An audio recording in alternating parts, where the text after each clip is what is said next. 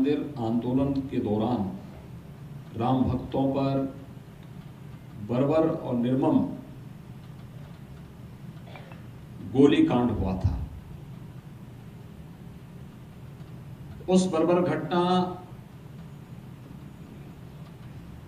को प्रत्येक भारतीय ने निंदा की थी, उसकी भर्त्सना की थी, लेकिन भारत के अंदर सेकुलरिज्म के नाम पर सामाजिक ताने बाने को छिन्न भिन्न करने वाले लोग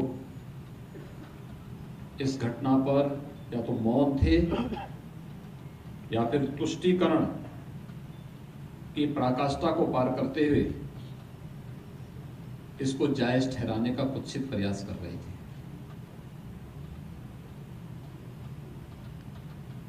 जब 9 नवंबर 2019 को माननीय उच्चतम न्यायालय ने से राम जन्मभूमि पर भव्य मंदिर निर्माण के लिए वर्षों से चल रहे आंदोलन के पक्ष में अपना फैसला सुनाया है, तब 30 अक्टूबर 1990 को जिन लोगों ने राम भक्तों पर गोलियां चलाई थी उनके आपराधिक कृत्य भी देश और दुनिया के सामने उजागर हो जाते हैं। और इसलिए ये घटना याद रखना हमेशा इस बात के लिए हम सबको प्रेरित कर रही है कि अगर हमारी निष्ठा में कोई भी अंतर नहीं, हमारी नियत साफ है, तो हमारी नीति को नियंता भी सफल बनाने में योगदान देता है। श्री राम जन्मभूमि पर भगवान राम का भव्य मंदिर का निर्माण चल रहे वर्तमान के प्रयास उसी परिश्रम का और उसी पुरुषार्थ का परिणाम है। 2014 में इस देश ने प्रधानमंत्री मोदी जी पर विश्वास किया। 2019 में फिर से प्रधानमंत्री मोदी जी पर विश्वास किया और देखते ही देखते देश का नजरिया बदला, दुनिया का नजरिया भारत के प्रति और भारत के नागरिकों का भारत की शासन व्यवस्था के प्रति नजरिया बदला। आज वो सब कार्य हो रहे हैं जिसको कभी असंभव कह दिया जाता था। इसीलिए आज हम सब यहां पर आपके बीच आए हैं। जो लोग 1990 में हमारी एक जायज मांग पर बर्बर गोली चला रहे थे, ये वही लोग हैं जो आज भी चेहरे बदले होंगे, लेकिन बाकी तो सब कुछ वही है। यही लोग फिर आएंगे, नाम रूप अलग अलग हो सकते हैं, लेकिन काम वही है जो 1990 में उनका था। जब भी उनको प्रदेश में शासन करने का, केंद्र में शासन करने का अवसर प्राप्त हुआ, उन्होंने उस समय भी जो किया था वही कार्य वे आगे भी उनको जब भी दुर्भाग्य से मौका मिलेगा वो वही कार्य करेंगे जो उन्होंने इससे पहले किया है। इसलिए इन सब के प्रति आप सबको फिर से जागरूक करने के लिए, क्योंकि आप में से बहुत सारे लोग ऐसे होंगे जिन्होंने 30 अक्टूबर और 2 नवंबर 1990 इस त्रासदी को हो सकता है अपनी आंखों से ना देखा हो सकता है उस समय के समाचार को लोगों के सुना तो होगा, या बहुत सारे कार्यकर्ता आप में से ऐसे हैं जिनकी उस समय उम्र बहुत छोटी रही होगी, उसको महसूस नहीं किया होगा। लेकिन लाखों लाख कार सेवकों ने, राम भक्तों ने उस दर्द को महसूस किया था। हर भारतीय परिवार ने उस दर्द को महसूस किया था। और इसीलिए 2017 में जब सरकार बनी थी तो हम लोगों ने जो सबसे पहला काम किया था वो कहा था अयोध्या में दीपोत्सव का आयोजन होगा। दीपोत्सव का आयोजन से राम जन्मभूमि पर भगवान राम के भव्य मंदिर के निर्माण का संकल्प तो होगा ही होगा, उन कार्य सेवकों के प्रति हम सबकी विनम्र श्रद्धांजलि भी होगी जिन्होंने अपने को श्री राम जन्मभूमि आंदोलन के प्रति समर्पित किया था। आखिर कार्य की सफलता का मंत्र क्या है? हमें सफलता कब मिलती है? ये सफलता कोई जेब में नहीं रहती है किसी की। इस सफलता का वही मंत्र है जो मंच पर बैठे हुए पदाधिकारी बार बार आपके पास जाकर के आपसे कहते हैं। रास्ते अलग अलग हो सकते हैं, लेकिन सबका उद्देश्य एक ही है कि हम कैसे अपने इस मिशन को सफलता की नई ऊंचाइयों तक पहुंचाने का योगदान दें। माननीय राधा मोहन सिंह जी ने, माननीय श्री स्वतंत्र देव सिंह जी ने, सम्मानित श्री अरविंद मेनन जी ने, श्री विवेक ठाकुर जी ने, डॉक्टर धर्मेंद्र सिंह जी ने, श्री अनूप गुप्ता जी ने, ये जब भी आपके बीच आते होंगे तो इन्हीं सब बातों को आपके बीच दोहराते होंगे। और मेरा ये मानना है कि सफलता के लिए सबसे बड़ी बात होती है कि हमें कार्य की जानकारी हो, हमें क्या करना है, क्या नहीं करना है। सबसे पहले इस बात की जानकारी, क्या करना है क्या नहीं करना है, इस बात की जानकारी हमें होनी चाहिए। दूसरा, हमारे मन में जो करणीय कार्य हैं उसके प्रति एक इच्छा शक्ति भी होनी चाहिए। इच्छा शक्ति का मतलब उत्साह होना चाहिए, उमंग होना चाहिए। और फिर उस उमंग और उत्साह को एक सकारात्मक दिशा देने के लिए भी जब हम एक सार्थक दिशा में बढ़ जाएंगे तो हमें सफलता प्राप्त होगी। आपको सफलता से कोई रोक नहीं पाएगा।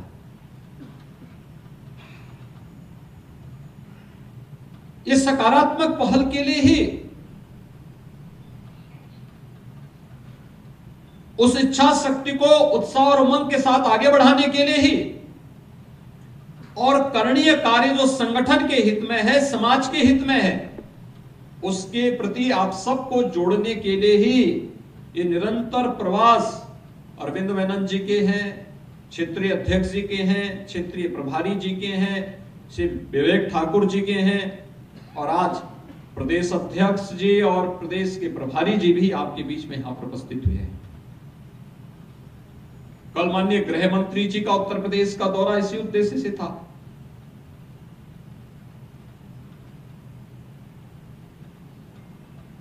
केवल अपने लिए जीना ये कोई जीना नहीं होता है।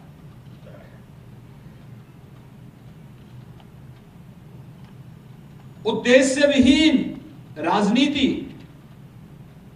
सरदेव अटल जी ने सदैव कहा था, ये मौत का फंदा है।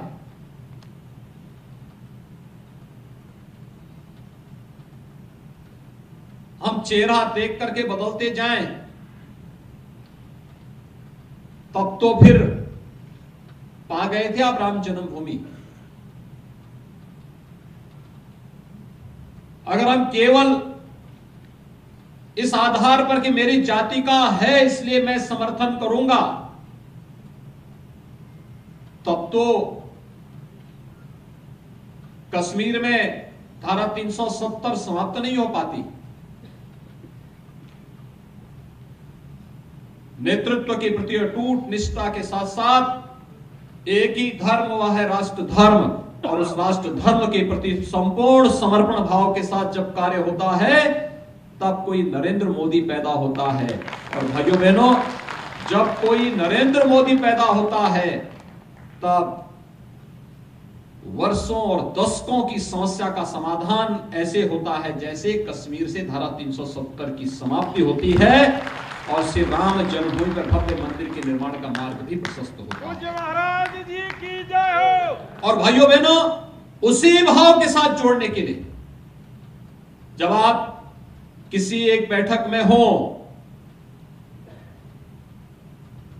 जहां पर विशुद्ध संगठनात्मक कार्य के प्रति चर्चा हो रही है, तो अपनी डायरी कलम लेकर के एक एक बिंदु को नोट करते जाइए।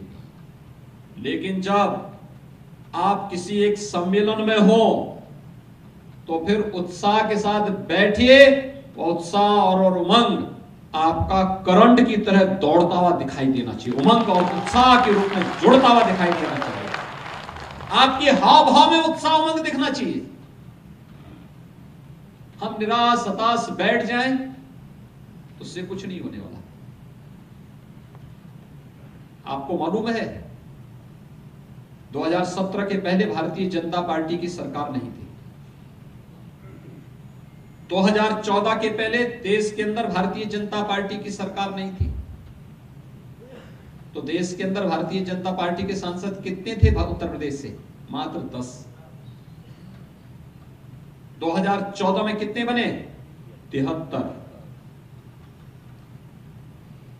2019 में दुनिया का एक महागठबंधन उत्तर प्रदेश के लिए बना। सबने कहा कि अब तो गए,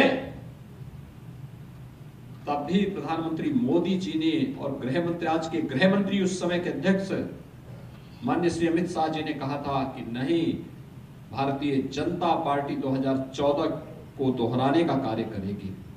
और भाइयों बहनों, उस गठबंधन के बावजूद भी भारतीय जनता पार्टी 65 सीट पाई है प्रदेश में। आखिर 65 कार्यकर्ता उस स्थान को प्राप्त किए ना, 65 कार्यकर्ता वहां गए ना, राज्यसभा में भी सदस्य जा रहे हैं ना चुन करके। फिर केंद्र की सरकार बन रही है, लोक कल्याणकारी जो कार्य हो रहे हैं, किसी को मकान मिल रहा है, किसी को बिजली का कनेक्शन, किसी को रसोई गैस का कनेक्शन, किसी को फ्री में अनाज, कोरोना में फ्री में उपचार, फ्री में वैक्सीन। ये तब हो रहा है जब मोदी जी प्रधानमंत्री हैं। अगर 2014 वाली स्थिति होती, क्या होता? आपको हम में से पता नहीं कितने लोग अब तक दूसरे लोग की यात्रा पे निकल गए होते। क्या नजारा होता देश के अंदर। आपने देखा होगा पहली बार कोई प्रधानमंत्री वैक्सीन के सेंटर का दौरा कर रहा है। इससे पहले कभी किसी प्रधानमंत्री को किसी ऐसे सेंटर का दौरा करते हुए देखा? कोरोना कालखंड में एक एक मुख्यमंत्री के साथ, एक एक राज्य के साथ संवाद बना करके और पूरे संगठन को, सेवा ही संगठन है, इसके साथ झोंकने का कार्य भी केवल भारतीय जनता पार्टी ने किया। आज जब जनता के सामने जा रहे हैं, इस बात को क्यों नहीं बोलते कि 1.5 वर्षों तक कांग्रेस, सपा, बसपा किसी का तो पता नहीं था, ओबीसी का भी पता नहीं था, अन्य दल भी किसी का तो पता नहीं था। तब क्या तो केंद्र सरकार का की मदद थी, या प्रदेश सरकार और उसका तंत्र था, या भारतीय जनता पार्टी और राष्ट्रीय स्वयंसेवक संघ का था, और कोई चौथा था ही नहीं। इसके अलावा कोई पांचवा था ही नहीं। हमें बोलने में संकोच कैसा? हमें मजबूती के साथ अपनी बात को रखने की हिम्मत चाहिए, और उस प्रकार की इच्छा शक्ति के साथ एक एक कार्यकर्ता के पास, एक एक जनता जनार्दन के पास जाना चाहिए। 2017 के पहले उत्तर प्रदेश के अंदर भारतीय जनता पार्टी के विधायकों की संख्या कितनी थी? 47। आज कितनी है? 304। कितनी है? 304। 2017 के पहले एमएलसी भारतीय जनता पार्टी के कितने थे? कुल थे 10। आज कितने हैं? 37। ये सब 37 जो हुए हैं कार्यकर्ता ही हुए हैं ना, कोई बाहर से नहीं टपक के आया है। ऐसा भारतीय जनता पार्टी का आप जैसा कार्यकर्ता ही है। 2017 के पहले स्थानीय निकाय mayor, chairman Bharatiya Janata party के कितने थे? केवल दहाई के अंक में थे। वर्तमान में पूरे प्रदेश के अंदर पार्षद, चेयरमैन और मेयर, इनकी संख्या अगर भारतीय जनता पार्टी की प्रदेश के अंदर आप देखेंगे, इनकी संख्या है 8,500। 8,500 कार्यकर्ता या तो मेयर बना है, या चेयरमैन बना है, या पार्षद बना है, और कोई और नहीं बना है। आप जैसे कार्यकर्ता ही बने हैं।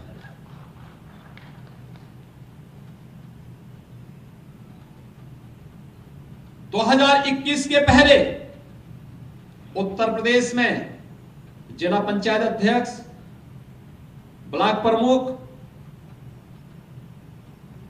ग्राम प्रधान, क्षेत्र पंचायत समिति के सदस्य और ग्राम पंचायत समिति के सदस्य भारतीय जनता पार्टी के कितने बने थे? उंगली में गिने जाते थे, सैकड़ों में। चेयरमैन यानी जिला पंचायत के अध्यक्ष भारतीय जनता पार्टी के बहुत मुश्किल से 5-7 थे, 5 से 7 यानी 10 भी नहीं क्रॉस कर पाए थे। ब्लॉक प्रमुख,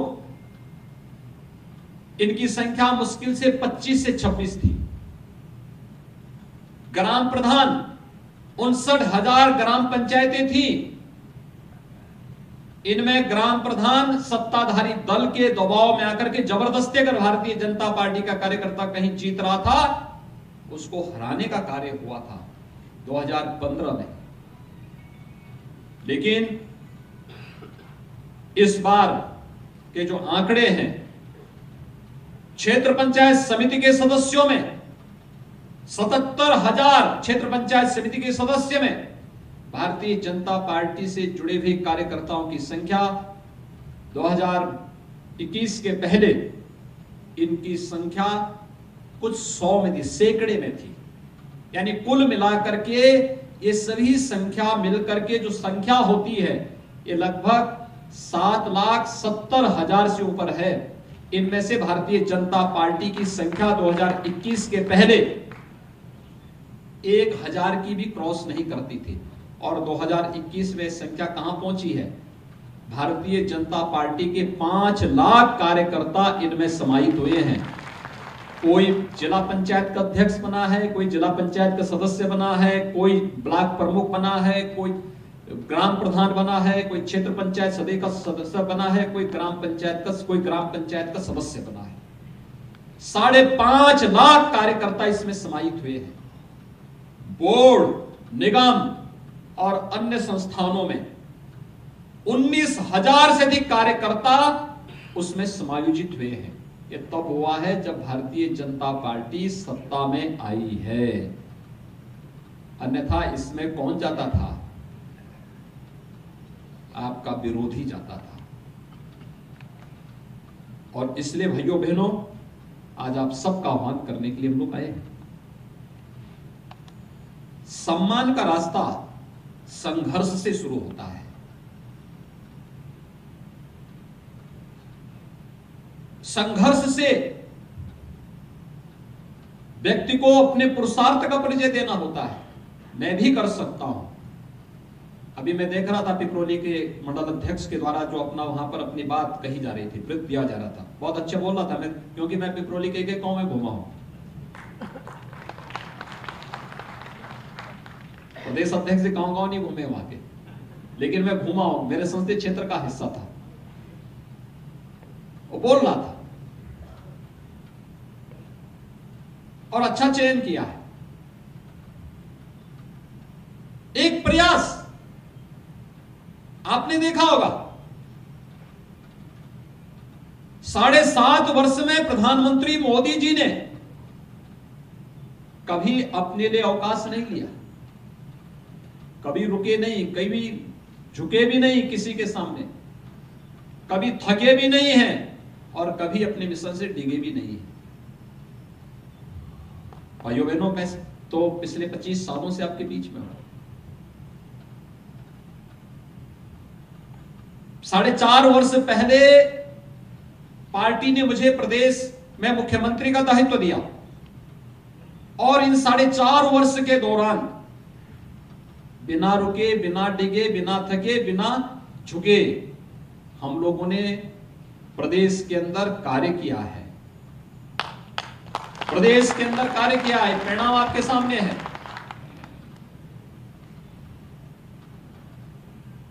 वे सभी रिजल्ट आपके सामने हैं, पूरे प्रदेश के सामने हैं। उत्तर प्रदेश 2017 के पहले कहां था, आज 2021 में कहां है। दुनिया बोलती है उत्तर प्रदेश के परिणाम के बारे में। 2017 के पहले आप उत्तर प्रदेश के बाहर कहीं जाते थे, पहचान का संकट होता था। लोग हे जिससे देखते थे, ओ वहीं से डरते थे, होटल और धर्मशाला में रूम नहीं देते थे। आज आप जाइए, देश और दुनिया में कहीं जाएंगे, लोग बड़े सम्मान के साथ बैठाएंगे। अच्छा, उत्तर प्रदेश से बहुत अच्छा चेंज हुआ है, एक परिवर्तन हुआ है, एकदम 360 डिग्री घूम गया है पूरा। जिसको उल्टा बना दिया गया था, हमने कहा नहीं नहीं ये पूरा उत्तर होगा, और हमने उसको पलट करके वापस उत्तर प्रदेश को जो उसकी पहचान मिलनी थी, भारतीय जनता पार्टी ने पहचान उत्तर प्रदेश को दिलाई है। और हर उत्तर प्रदेश वासी को इस पर गौरव की अनुभूति होनी चाहिए, और आप जैसे कार्यकर्ताओं को तो और भी अनुभूति होनी चाहिए, क्योंकि आपके परिश्रम से मोदी जी के आह्वान पर आपने सरकार बनाने में अपना योगदान दिया था। और उस दिशा में हमें नए प्रयास की दिशा में आगे बढ़ना होगा।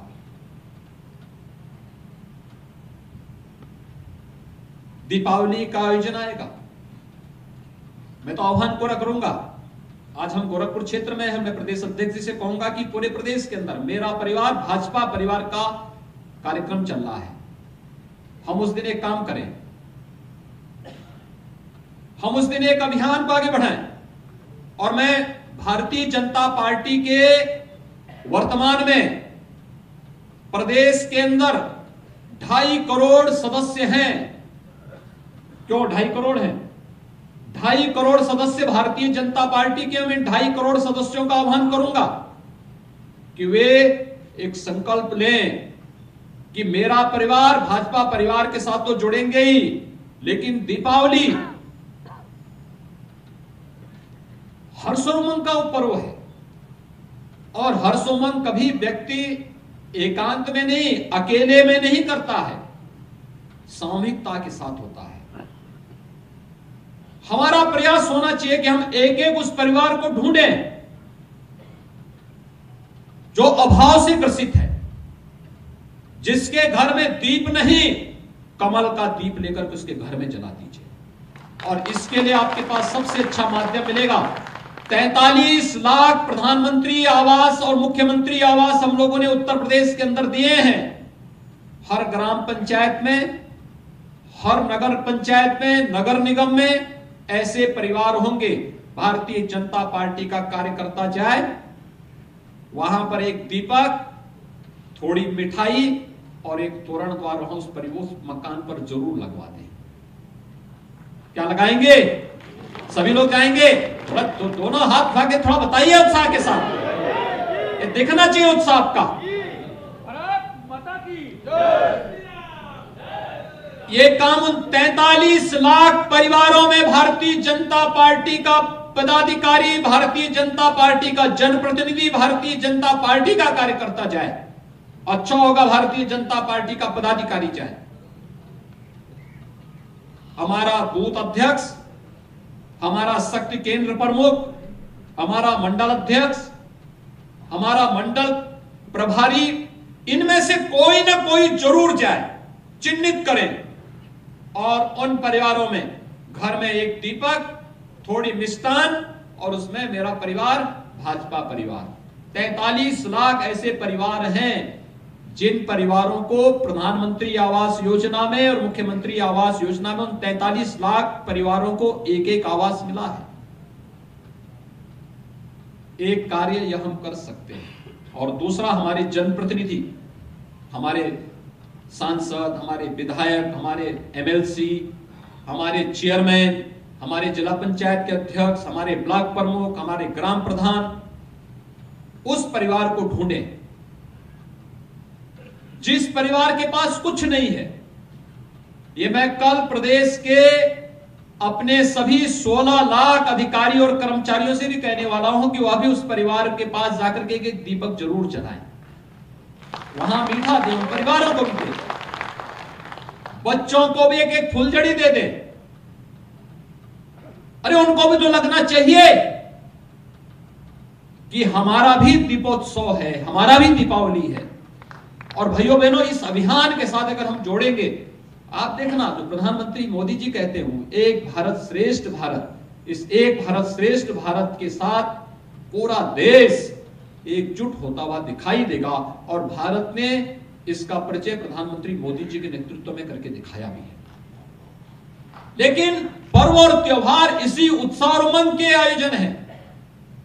ये केवल हम अकेले मनाएं, हम अपने परिवार के साथ मनाएं तो उसका उत्साह फीका हो जाता है। इसके साथ तो हम सबको जोड़ना पड़ेगा और उस जुड़ाव के लिए ही आपका आह्वान करने के लिए आज मैं आपके बीच में यहां पर उपस्थित हुआ हूं। इस अभियान के साथ हम लोग कार्यक्रम के साथ जुड़ेंगे। जो लक्ष्य दिया गया है हर बूथ पर, उस लक्ष्य को समय के अंदर पूरा करना बहुत आसान है। भाइयों बहनों, मैं भी एक जनपद में गया था, भदोही जनपद में।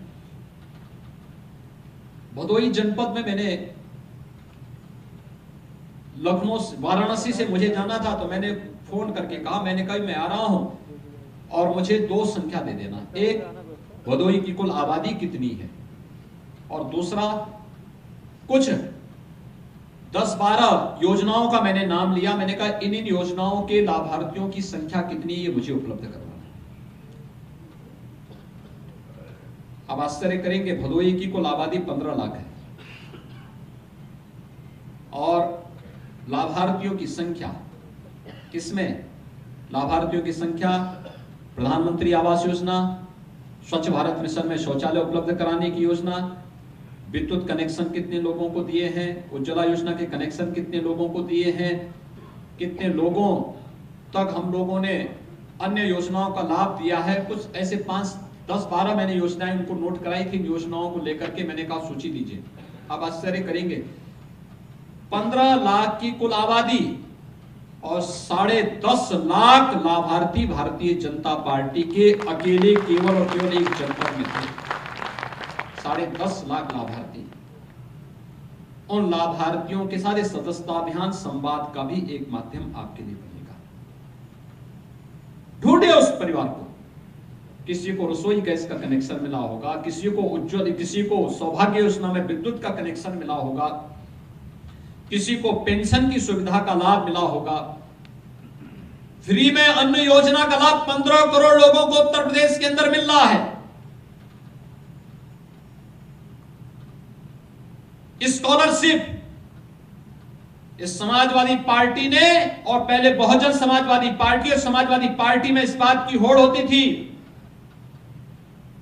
सपा की सरकार आती थी, पिछड़ी जाति के बच्चों की स्कॉलरशिप, बसपा की सरकार आती थी, पिछड़ी जाति के बच्चों की स्कॉलरशिप रोक दी जाती थी, और सपा की सरकार आती थी तो अनुसूचित जाति जनजाति के बच्चों की स्कॉलरशिप रोक दी जाती थी।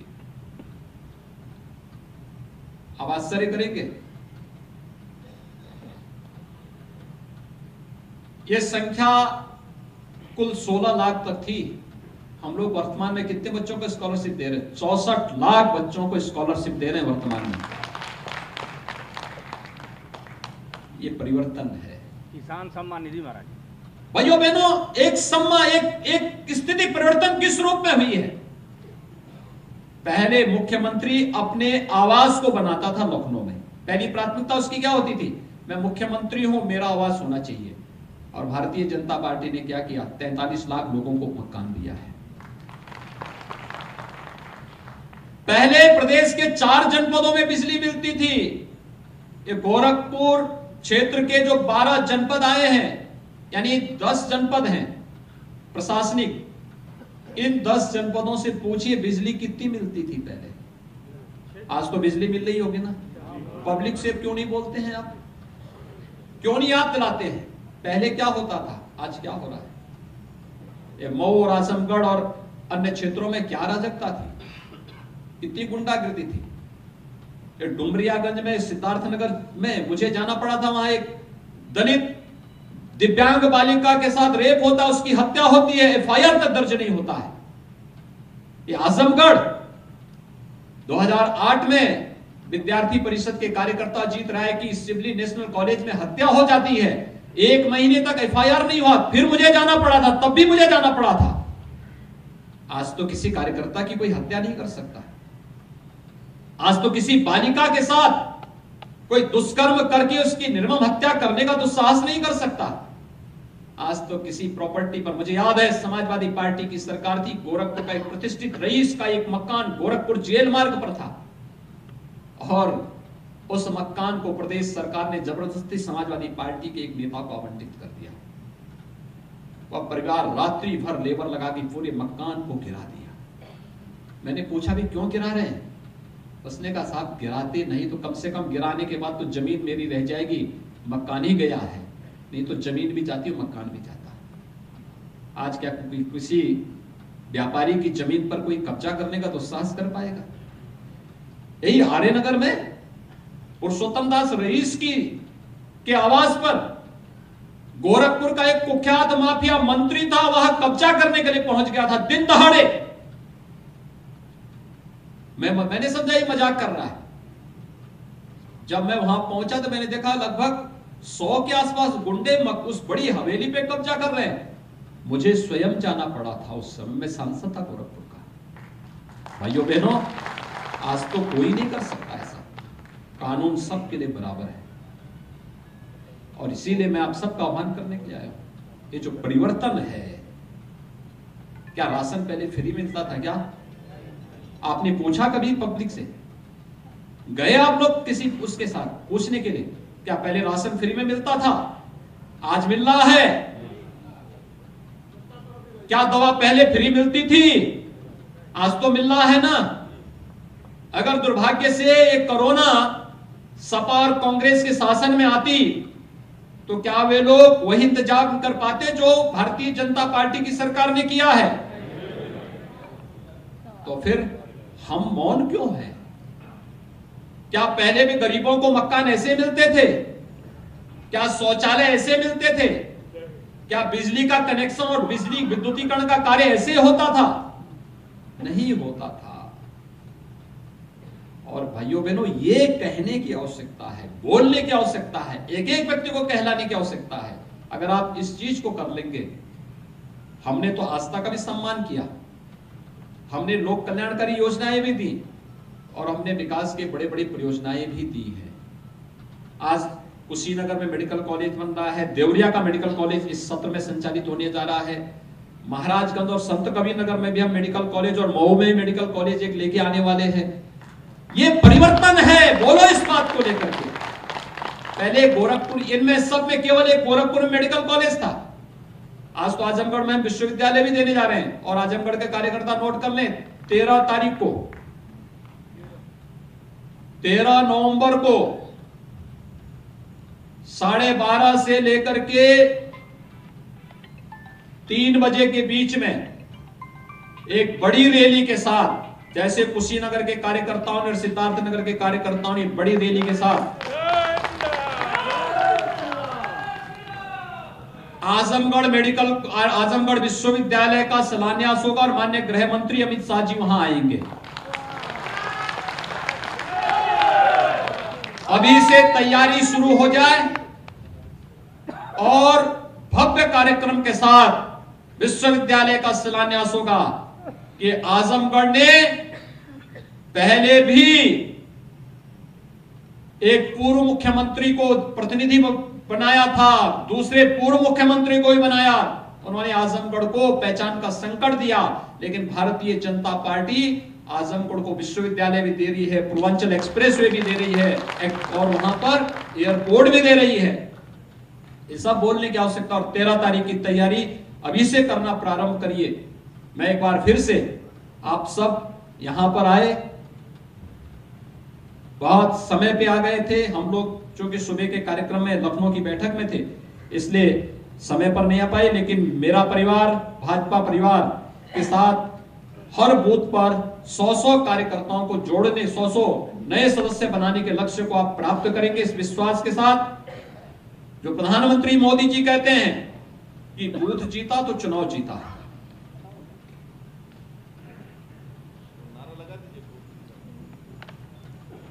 क्या नारा है? बूथ जीता तो बूथ जीता तो बूथ जीता तो। उस लक्ष्य को प्राप्त करने के समय आप सब आगे बढ़ेंगे। आप सबको दीपावली की मंगलमय शुभकामनाएं। धन्यवाद। जय हिंद।